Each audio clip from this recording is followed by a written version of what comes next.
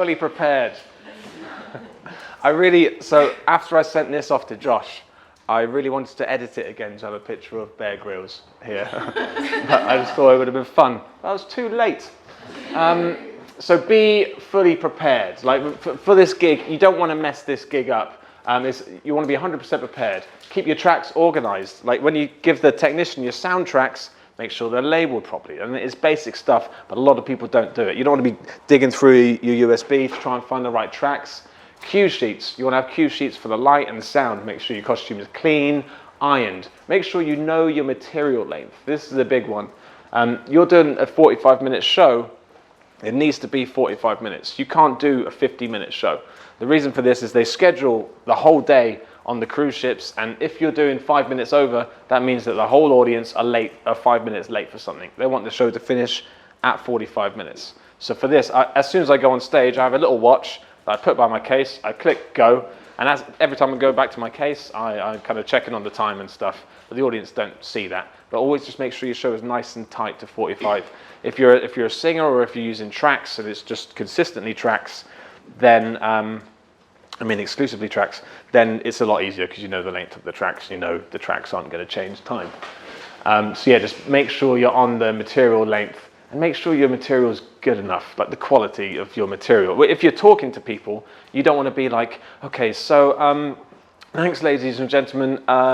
Yeah, I'm going to do the thing now with the thing. Don't be apologetic for being there. Cut out all the ums, cut out all the stutters, just get rid of that. Confidence is knowing your lines. If you know your lines, you can not be confident. You got a question? What skills do you use in your 45-minute show? Juggling. Straight up? Straight up juggling and talking. You've got a question? So, I'm imagining... Imagine away. Yeah. Solo aerialist. Yeah. You do juggling, but you also I do. a lot of talking. Thank you. And so you can do 90 minutes and Yeah. your stamina can handle that. There ain't no way I'm doing a 90-minute trapeze piece, which means I need to do a lot of talking. Yeah. And I don't think any solo aerialist does anything like that. Well, solo aerialists do stuff like this. Do they? Yeah, there are aerial guest entertainer shows, which we can get to in a minute if you like. They use various different stuff, which I think is the technical term. Confidence is knowing your lines. Just like make sure you know. Yeah, I cannot stress this one enough. Just make sure you know if you are doing any talking, you know the exact thing you need to do. That if you are doing any talking on your show, you need to have your talking as rehearsed as all of the other bits. Like people tend to neglect the talking side of stuff and let that slide a bit. But yeah, just really get on that. Hello. In terms of audience interaction, do you find that they, like the crowds are like, they just sit and watch, or do they heckle at all? Do they get involved? They don't tend to heckle. My act is very heckle encouraging. Yeah. Okay. Like my act is the type of act where I sit back and try and bring them in a bit. So I tend to get heckled, which is what I want, but they don't tend to heckle, no. You wouldn't need the same kind of like quick preparation you need on the street, basically. It'd be good, but it's not necessary. It's not necessary, and you've got to be very careful with the types of put downs you do. Yeah. Which is something I learned the hard way.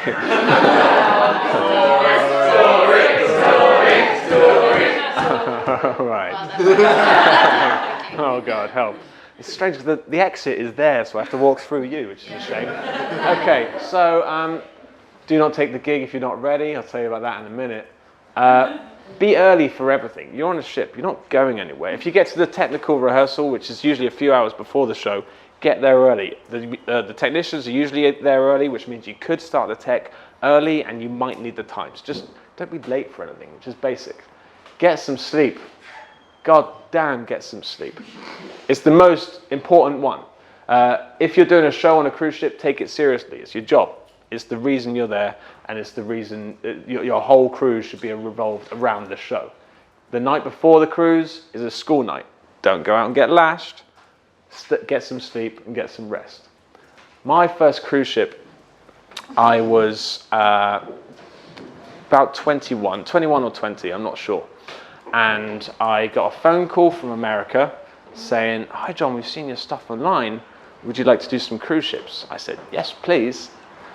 They said, great, do you have a 45-minute show? I said, yeah. Yeah, definitely. And they said, great, well, we'll stick you on a cruise next week. I was like, oh, okay, cool. So I hung up the phone and I was like, right, I've got a 20-minute show. I've got a week to try and make another 25 minutes. So I did.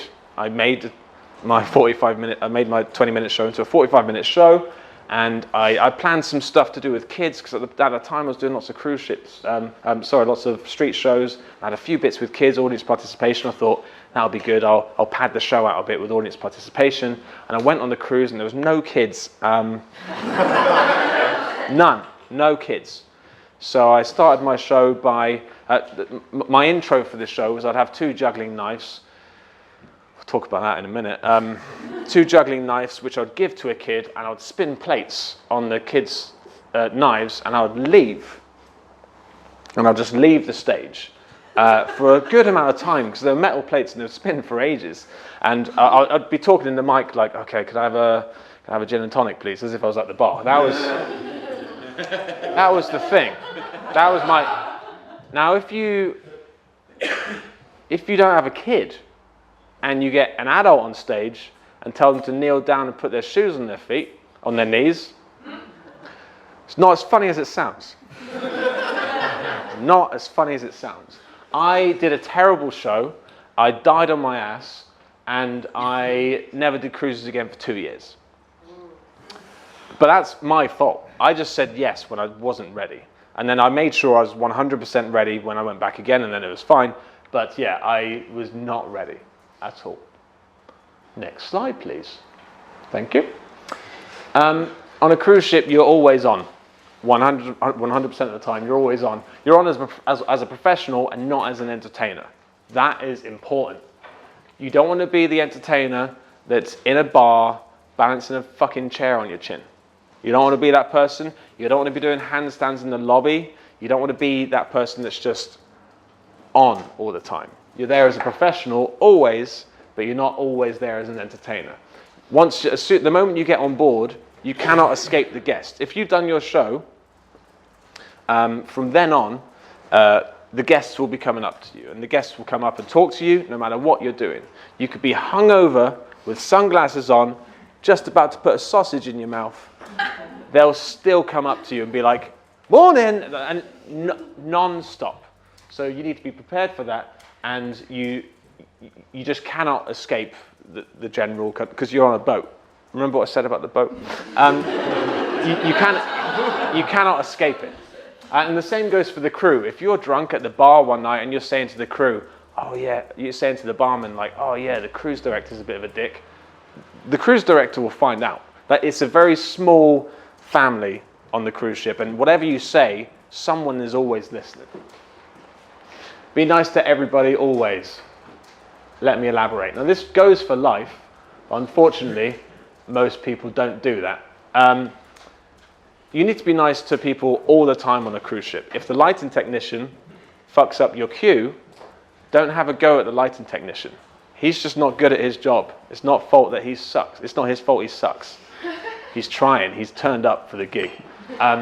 So you could just politely say again, hey, could you maybe next time do the thing that we prepared?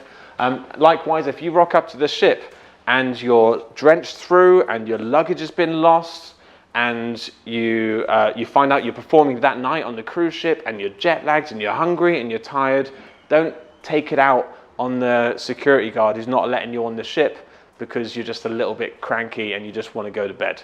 That stuff will get you fired from cruise ships, without a doubt. Dress well all the time.